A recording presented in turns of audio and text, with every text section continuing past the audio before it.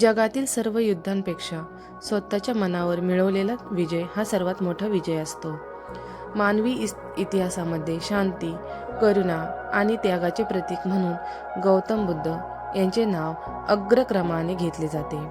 बुद्धांचे जीवन म्हणजे केवळ एक प्रवास नसून तो अज्ञानाकडून ज्ञानाकडे आणि हिंसेकडून दयेकडे नेणारा एक प्रकाशमार्ग आहे.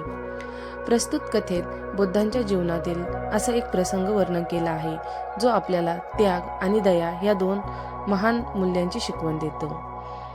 जेव्हा एखादी व्यक्ती संकटात असते तेव्हा तिची खरी परीक्षा तिच्या कृतीतून होते. क्रूरता आणि दया यामधील संघर्षात विजय नेहमी दयेचाच होतो, हे या कथेतून स्पष्ट होते. राजकुमार सिद्धार्थ यांनी एका रक्तळलेल्या हंसाला वाचून जगाला हा संदेश दिला की मारणाऱ्यापेक्षा वाचवणारा नेहमीच महान असतो. चला तर मग त्याग आणि करुणेचा आदर्श मांडणारी ही प्रेरणादायी कथा अनुभवूया.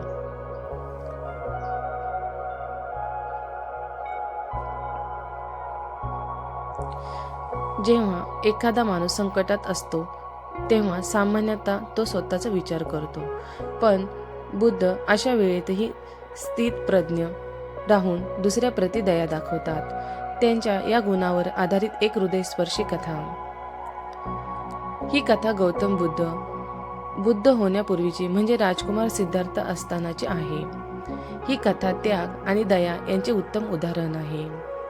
एकदा राजकुमार सिद्धार्थ बागेत फिरत असताना आकाशातून एक हंस रक्ताळलेल्या अवस्थेत त्यांच्या पायाशी येऊन पडला. त्या हंसाला बाण लागला होता आणि तो वेदनेने तडफडत होता. सिद्धार्थने क्षणाचाही विलंब न करता त्या हंसाला उचलले. त्यांनी अत्यंत कोमलतेने त्याच्या शरीरातील बाण बाहेर काढला आणि जखमेवर औषध लावून त्याला पाणी पाजले. सिद्धार्थच्या मनात त्या पक्षाबद्दल अपार करुणा दाटून आली होती. इतक्यात तिथे त्यांचा चुलत भाऊ देवदत्त धावत आला. तो बाण देवदत्ताने मारला होता. तो रागाने म्हणाला, हा हंस माझा आहे, कारण मी याची शिकार केली आहे. तो मला परत दे. सिद्धार्थ शांतपणे म्हणाले, मी याला वाचवले आहे, यामुळे यावर माझा अधिकार आहे. हा वाद राज शुद्धोधनाकडे गेलाय. संपूर्ण राजदरबारात चर्चा झाली. देवदत्त शिकार आणि शक्तीचा दावा करत होता, तर सिद्धार्थ जीवन आणि दयेचा. मारण्यापेक्षा वाचवणारा मोठा असतो. सिद्धार्थने केवळ तो हंस वाचवला नाही, तर त्या हंसाला वाचवण्यासाठी त्यांनी आपल्या भावाचा रोष पत्करला. पुढे जाऊन त्यांनी संपूर्ण राजवैभवाचा सुखाचा त्याग केला, तो केवळ जगातील दुःख आणि संकट दूर करण्यासाठीच. अक्कोधेने जिने क्रोधावर प्रेमाने विजय मिळवा. दया हीच खरी शक्ती. संकटाच्या वेळी जो दुसऱ्याला आधार देतो तोच खरा बुद्ध होण्याच्या मार्गावर असतो. स्वार्थाचा त्याग.